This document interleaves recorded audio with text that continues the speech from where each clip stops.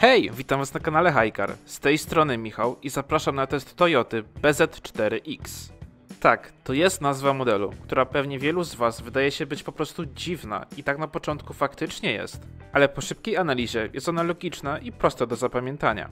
Literki BZ to skrót od Beyond Zero, oznaczający samochody bezemisyjne Toyoty. Cyfra 4 to segment samochodu, a znak X to rodzaj nadwozia, SUV lub crossover.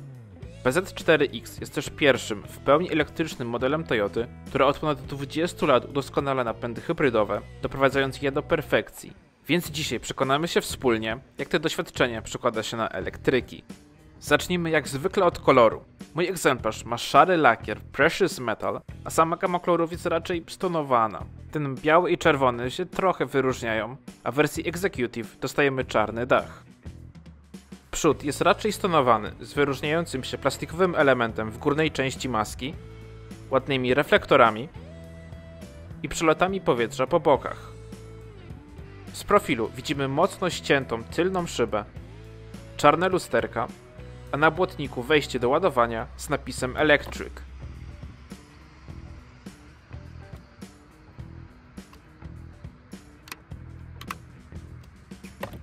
No i oczywiście te plastikowe nadkola i progi, które z przodu to zachodzą nawet na zderzak. Będąc przy nadkolach, pewnie zauważyliście, że w stosunku do całego samochodu są tutaj dosyć małe felki, bo tylko 18-calowe z takimi plastikowymi nakładkami i oponami 235 z profilem aż 60%. Dopiero w wersji Executive dostajemy felgi 20-calowe, które wyglądają o wiele lepiej. Z tyłu w oczy od razu rzuca się taki dziwny, podwójny spoiler. Taka forma uwarunkowana jest pewnie aerodynamiką, ale wygląda też ciekawie. Niżej mamy ogromną szybę, a pod nią światła wchodzące bardzo mocno na błotniki wraz z listą ciągnącą się przez całą szerokość nadwozia i takim małym spoilerem. W dolnej części jest jeszcze więcej czarnego plastiku, a pod nim znajduje się prawdziwy, lekko schowany dyfuzor. System bezkluczykowy działa tak samo jak w każdej Toyocie, czyli otwieramy po wsunięciu ręki za klamkę, a zamykamy przez dotknięcie wyznaczonego na klamce miejsca.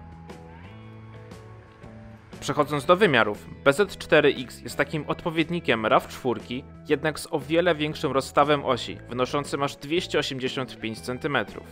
Prześwit ma za to odrawki mniejszy, z wynikiem niecałych 18 cm, ale jak widzicie, Toyota podaje nawet parametry off-roadowe. Jednak średnio chce mi się wierzyć, żeby ktoś wjechał tym w większy teren. Tym bardziej, że najlżejsza wersja waży już 1900 kg, a najcięższa bez problemu przekracza 2 tony. I średnica zawracania wynosi 11,2 metra. Od wersji Prestige w standardzie dostajemy automatyczną klapę. Skrywa ona bagażnik o pojemności 452 litrów o w miarę regularnych kształtach. Niestety jest on kiepsko wykończony, tylko na środku jest wykładzina, reszta to goły plastik i taka dziwna nakładka na tył kanapy. Mamy haczyki na reklamówki, które nie do końca wiem czemu są takie podwójne, ale są po obu stronach. Próg wyładunkowy jest tutaj zerowy, ale możemy też delikatnie opuścić podłogę na niższy poziom. Pod nią mamy bardzo głęboki schowek, a zwijana roleta, niestety bez prowadnic, ma tutaj też swoje specjalne miejsce. Oparcia kanapy możemy złożyć sięgając z bagażnika, a pojemność rośnie nam wtedy do nie wiadomo ilu litrów. Nie udało mi się takiej informacji znaleźć, ale widać, że jest to ogromna przestrzeń. I gdyby nie te osłonki, to nie tworzyłby się żaden uskok. Niestety pasy nie mają żadnego mocowania. Z klapy za pomocą przycisku możemy też zamknąć cały samochód.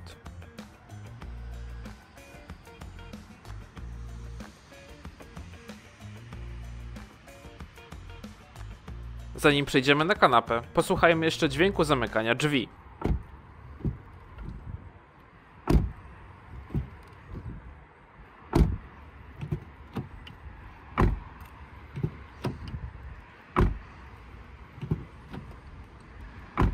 Zarówno z przodu, jak i z tyłu jest solidnie, plus osłaniają one progi.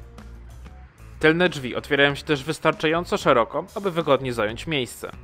Mamy 1,72 m i siedząc sam ze sobą, mam ogrom miejsca przed kolanami, które przydaje się, bo pod fotel opuszczony maksymalnie nie da się wsunąć butów. Nad głową mam jakieś 6 palców wolnej przestrzeni, ale jak widzicie, możemy też lekko wyprostować oparcie kanapy. Niestety siedzimy trochę w takim przykucu z podniesionymi nogami, ponieważ popatrzcie tylko, jak gruba jest tutaj podłoga, która musi pomieścić tę całą baterię. Sama kanapa jest lekko wyprofilowana. Są wejścia Isofix, a zagłówki regulują się w takim stopniu. Na środku otwierany miękki podłokietnik z 2 uchwytami na kubki i taką wnęką chyba na telefon. Drzwi wykończone są tak sobie. Na górze lekko uginający się plastik ze srebrną listwą, która co ciekawe jest metalowa, a nie plastikowa, ale niestety mamy też mnóstwo piano black zakończonego kolejną metalową listwą. Na wysokości łokcia i na podłokietniku jest też fragment skóry, który mógłby mieć jednak trochę więcej pianki. A kieszenie w drzwiach są bardzo wysokie. Tył fotela jest miękki, skórzany, są gazetowniki, na środku wejścia USB-C oraz nawiewy. Tunel centralny jest tutaj znikomy, dzięki czemu środkowy pasażer ma dużo miejsca na stopy, ale oparcie jest bardzo twarde. Przejdźmy do przodu, gdzie mamy pozycję jak w typowym SUV-ie. Siedzimy wysoko i bardziej wyprostowani. Same fotele wyglądają naprawdę ładnie i są całkiem wygodne. W wersji Prestige jest to połączenie bardzo przyjemnej tapicerki materiałowej i skóry syntetycznej, ale różnią się one w zależności od wersji. Oparcie jest wyprofilowane lepiej niż bym się spodziewał, siedzisko już trochę mniej i w dodatku jest naprawdę krótkie. Fotel kierowcy regulowany jest elektrycznie w 8 kierunkach z dwukierunkową regulacją odcinka lędźwiowego, a fotel pasażera manualnie w 6 kierunkach i plus za regulację punktu mocowania pasa. Deska rozdzielcza wygląda już bardzo futurystycznie i no nie podoba mi się. I to chyba w każdym aspekcie. Od wystającego ekranu, który tak wychodzi z konsoli centralnej, po ekran zegarów ustawiony nad kierownicą. Ale najbardziej nie podoba mi się właśnie ta kierownica. Okej, trzeba jej oddać, że bardzo dobrze trzyma się w dłoniach i jest całkiem miękka. Ale popatrzcie na ten środek. Jest tak ogromny, szary, plastikowy i nudny. Nie wiem, może jakiś srebrny akcent uratowałby chociaż trochę sprawę. Jest na niej też mnóstwo przycisków, które same w sobie są aż niepotrzebnie duże.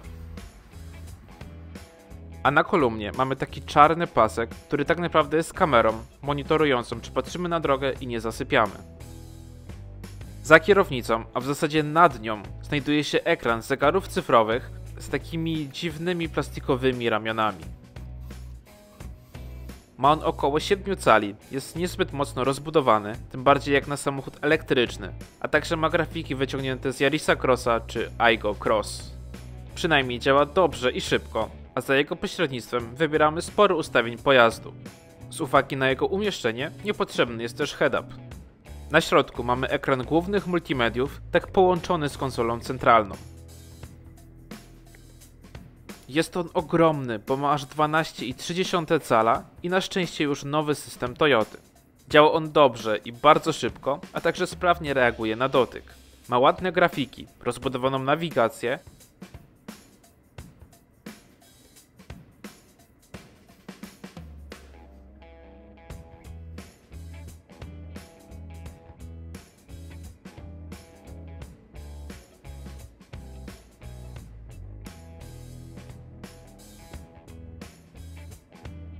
a także ustawienia ładowania, w których możemy zmienić, do ilu procent ma się maksymalnie naładować bateria, czy jaką maksymalną moc przyjmować. System obsługuje oczywiście Apple CarPlay i Android Auto, niestety zapomniałem tego nagrać. Ale CarPlay wyświetlany jest na pełnym ekranie i działa bardzo dobrze, a połączenie jest bezprzewodowe. Jeśli chodzi o audio, to mam tutaj standardowy zestaw z 6 głośnikami, który gra w porządku jak na podstawowe audio, ale nie oczekujcie od niego nic specjalnego. Opcjonalny JBL dostępny jest tylko w wersji Executive. Mam też tutaj zestaw kamer 360 stopni, jednak o dziwo są to jeszcze te stare kamery, które mają okropną rozdzielczość. Zastanawia mnie, czemu nie ma tutaj tych nowych kamer z nowej Corolli Cross, które są o wiele lepsze. A no tak, ekran ma jeszcze 3 fizyczne przyciski do audio. Pod spodem znajduje się panel klimatyzacji z dotykowymi przyciskami, m.in. od podgrzewania foteli i kierownicy, które możemy też ustawić w tryb auto, a do regulacji temperatury służą te fizyczne przełączniki. Na konsoli mamy kilka przycisków funkcyjnych, np. od jednostopniowej rekuperacji, autoholda czy trybu X-Mode, którego muszę się przyznać, że nawet nie testowałem. Między nimi znajduje się dosyć oryginalny selektor kierunku jazdy z osobnym przyciskiem P. Dalej mamy taką lekko przezroczystą osłonę, która skrywa ładowarkę indukcyjną, a na podsufitce kolejne kilka przycisków. PZ4X wykończony jest mocno plastikowo, zaczynając od kierownicy i tego połączenia z zegarami cyfrowymi po podszybie. Na desce rozdzielczej widzimy trochę takiego materiałowego wykończenia, które jest w miarę miękkie. Na środku ten cały pas Piano Black z metalową ramką.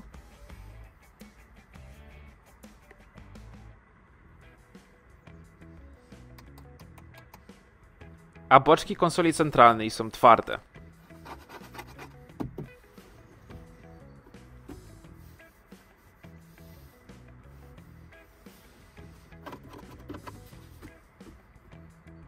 Za to podłokietnik jest bardzo komfortowy i regulowany przód-tył. Drzwi wykończone tak samo jak z tyłu. Lekko miękka góra, metalowa listwa, mnóstwo Piano Black i kolejny metalowy dekor, a także trochę więcej skóry, pod którą przydałoby się więcej pianki. Dobra, to zobaczcie schowki, których jest jedna ciekawa zamiana i idziemy pod maskę.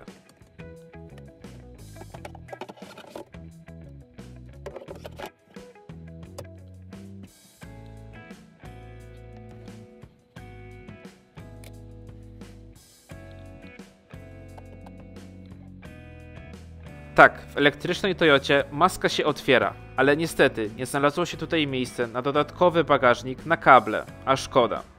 W PZ4X mamy dwa warianty do wyboru. Pierwszy to 204-konny silnik znajdujący się na przedniej osi, a drugi to dwa silniki elektryczne 109-konne, po jednym na każdej osi, które łącznie sumują się do 218 koni mechanicznych i momentu obrotowego 336 Nm.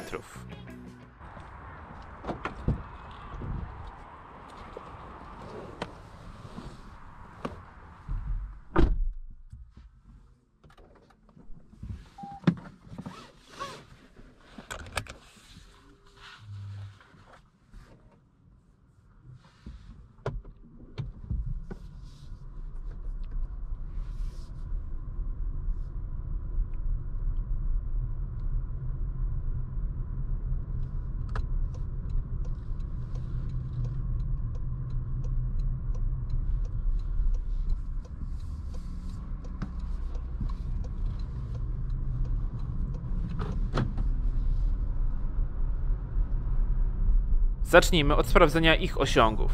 Toyota deklaruje, że PZ4X z napędem 4x4 do setki przyspieszy w 6,9 sekundy.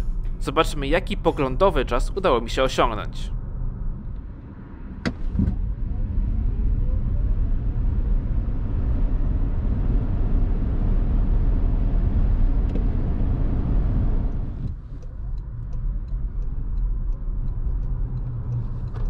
Tak, udało mi się osiągnąć nawet czas 6,3 bazując na liczniku, ale u innych twórców bazujących na GPS-ie widziałem czasy 6,6, 6,7, więc i tak lepsze niż deklarowany. Jednak tak naprawdę, jeśli chodzi o same odczucia, to są one o wiele lepsze niż patrząc tylko po samym czasie 0-100. Jak na razie, najmocniejszymi samochodami, które miałem przyjemność testować, były obie Cupry 310-konne. I one faktycznie miały lepszy czas do setki, czy powyżej 100, ale to, jak szybki jest PZ4X w normalnym, codziennym ruchu, jest nieporównywalne. Jak to każdy elektryk, jeździ niesamowicie płynnie i pełna moc dostępna jest już od samego dołu, od momentu wciśnięcia pedału przyspieszenia.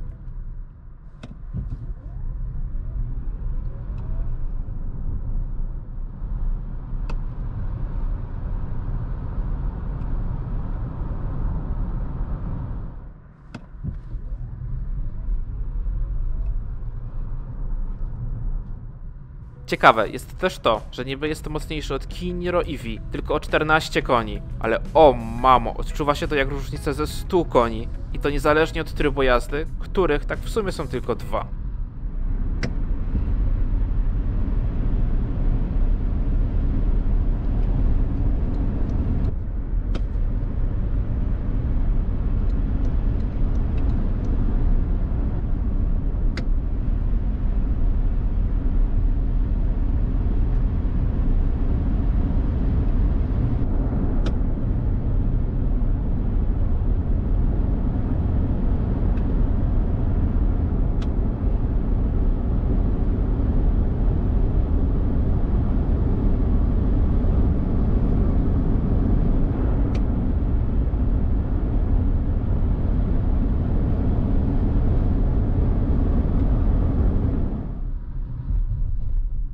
Niesamowity jest też fakt, jak sprawny jest ten napęd na 4 koła. Przez cały test jeździłem po mokrej drodze, a przez większość padał deszcz i nawet w ulewie but w podłogę oznaczał start bez żadnej utraty trakcji, nawet w zakręcie. Wow!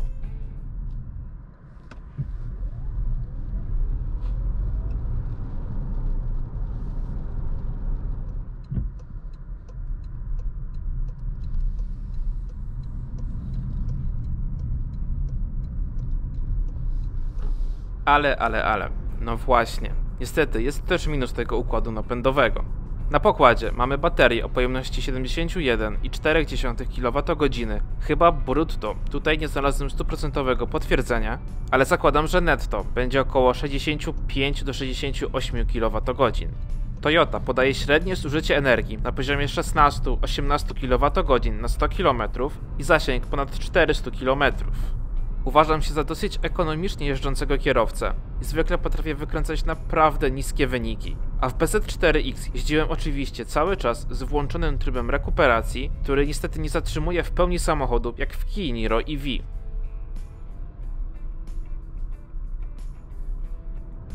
Mimo to moje najniższe wyniki oscylowały w granicach 20-21 kWh, a tylko raz udało mi się zejść poniżej 20 i to jeżdżąc bardzo eko.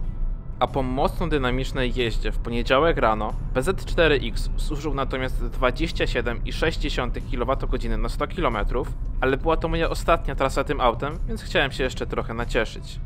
Oczywiście warunki podczas testu nie były idealne, ale też nie jeździłem w 10-stopniowym mrozie, więc tak prezentują się moje pomiary. Po mieście wyszło mi średnio 22 kWh, przy 90 były to 23 kWh, ale przy 140 wynik 35 kWh jest przerażający, patrząc na zasięg zaledwie 190 km. Oczywiście na szybkiej ładowarce można naładować akumulator z mocą 150 kW do 80% w jakieś 30 minut, ale no postój co 150 km, delikatnie mówiąc, nie jest zachęcający. Jeśli chodzi o ładowanie prądem zmiennym, to mój egzemplarz miał jeszcze ładowarkę pokładową 6,6 kW, która oznacza pełne naładowanie baterii w niecałe 10 godzin, a ze zwykłego gniazdka będzie to trwało około 30 godzin.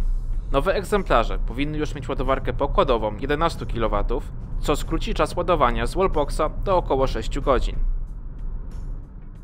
Zobaczmy teraz, jak BZ4X poradzi sobie na nierównej drodze.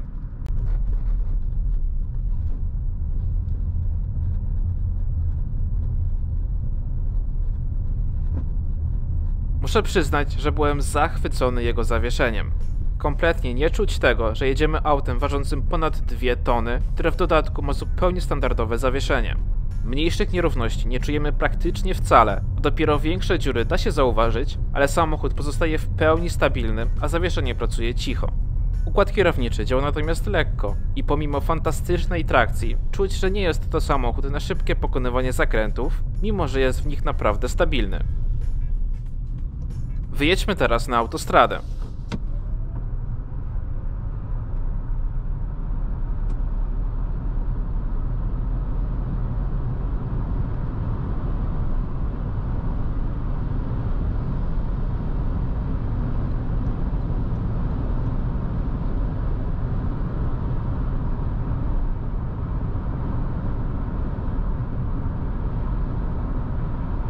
Mając w pamięci Rawkę, spodziewałem się najgorszego. Ale jako, że BZ4X jest samochodem elektrycznym, to z reguły musiał zostać lepiej wyciszony i tak też jest. Oczywiście szumy opływowe słychać, bo jest to duży samochód, ale jak na Toyotę jest dobrze. Chyba że porównamy do innych SUV-ów, no to wtedy trochę gorzej. Na pocieszenie mamy tutaj już najnowszą generację asystentów Toyota Teammate. Wśród nich jest oczywiście adaptacyjny tempomat, który działa bardzo dobrze i sugeruje nam ustawienie za pomocą jednego kliknięcia odczytanej przez siebie prędkości i czasami potrafi się pomylić, jak to każdy taki system. Połączony jest on oczywiście z centrującym asystentem utrzymania w pasie ruchu, który działa bardzo dobrze i płynnie prowadzi samochód, nie wykonując gwałtownych ruchów, nawet jeśli namalowany pas zmieni się na krawężnik czy po prostu krawędź jezdni.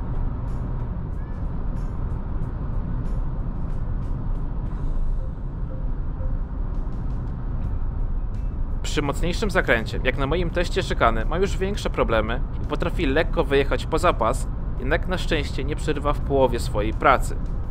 Przejdźmy teraz do ujęć nocnych.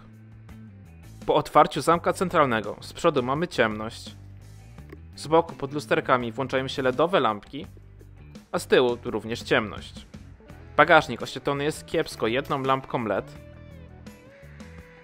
Z tyłu na kanapie już o wiele jaśniej, również z LEDowym oświetleniem, tak samo jak z przodu.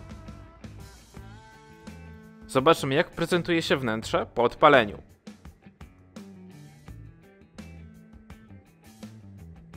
Z tyłu podświetlone są klamki, wejście USB, a także takie delikatne światło pod fotelami. Z przodu dobrze widoczne zegary cyfrowe, na kierownicy wszystkie przyciski podświetlone, tak samo jak nad lewym kolanem. Na drzwiach podświetlona klamka i przyciski, jednak po ciemku widzimy tylko przełącznik szyby kierowcy, reszta jest ciemna. Oświetlona jest też przestrzeń na nogi, a kamera jak na swoją ogólną jakość po ciemku radzi sobie przyzwoicie. Na środku wszystko dobrze widoczne, z ładnie oświetloną ładowarką indukcyjną, a pod spodem podświetlona półka i wejścia USB. Na podsufitce wszystko widoczne, a w lusterku na nagraniu wydaje się, że jest to żarówka, ale na 99% jestem pewny, że była to lampka LEDowa. Tak prezentuje się oświetlenie zewnętrzne BZ4X.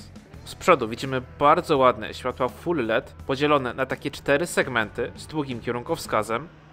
Na lusterku również kierunkowskaz LEDowy, a z tyłu światła full LED z ładną listwą ciągnącą się przez całą szerokość nadwozia, no i LEDowe podświetlenie tablicy. Tak świecą reflektory na postoju. Są one mocne, wiązka jest całkiem szeroka, a światła drogowe świecą wysoko. I teraz uwaga, bo sam aż się zdziwiłem jadąc nim pierwszy raz po ciemku, a to dlatego, że są tutaj reflektory matrycowe.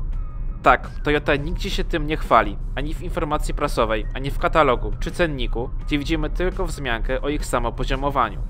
Trochę dziwne, bo jednak producenci lubią się tym pochwalić, tym bardziej jeśli działają one tak dobrze jak tutaj. Mają one mnóstwo stref, porównywalnie do Kia Sportage czy DSA4 i bardzo dobrze działa system ich wyłączania, aby nie oślepić innych kierowców. Jednak nie mają one aż takiej mocy jak te w Kii czy w DS-ie. Tak prezentują się one na autostradzie i ogólnie są to bardzo dobre światła, ale na pewno nie najlepsze, z którymi jeździłem. Porozmawiajmy teraz o cenie. Ceny BZ4X zaczynają się od 247 000 złotych za wersję Comfort i silnik tylko na przedniej osi. Aby kupić wersję 4x4 musimy wejść na wyższy poziom wyposażenia Prestige, dopłacając 11 000 złotych i dokładając kolejne 14 000 za drugi silnik. Wersja Executive jest droższa już o 27 000 złotych. Tak wygląda podstawowa wersja Comfort, bez reflektorów matrycowych czy przyciemnionych tylnych szyb, a w środku w pełni materiałowa tapicerka i mniejszy ekran multimediów. A tak w kontraście prezentuje się najdroższa wersja Executive z większymi felgami, które mocno wpływają na wygląd i w pełni skórzaną tapicerką w środku, której cena to już jednak 306 000 złotych.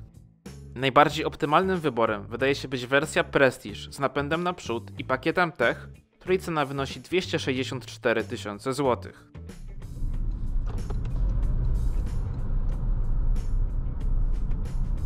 Przechodząc do podsumowania, nie mogę z czystym sumieniem polecić wam Toyoty BZ4X. Znaczy, jeśli was stać na drugi czy trzeci samochód za taką kwotę, a lubicie większe auta, niesamowicie sprawną jazdę po mieście i macie miejsce parkingowe z gniazdkiem, to jasne, wtedy jest to bardzo dobry wybór. Jednak patrząc właśnie na to, że jest to rozmiarowo odpowiedni Gravki, czyli jednak samochodu, który jest często głównym autem w rodzinie, a do tego jest od Rawki droższy, no to jednak z takim zasięgiem w trasie, niestety BZ4X traci jakiekolwiek argumenty. Ale na sam koniec muszę to jeszcze powiedzieć, żeby było fair.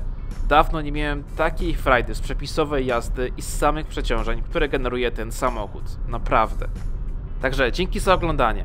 Zachęcam Cię do zostawienia subskrypcji, aby mógł testować dla Was coraz więcej różnych marek. Czekam w komentarzach na Twoją opinię odnośnie BZ4X, a jeśli podobał Ci się ten test, to możesz zostawić łapę w górę i widzimy się w następnych filmach. Bye!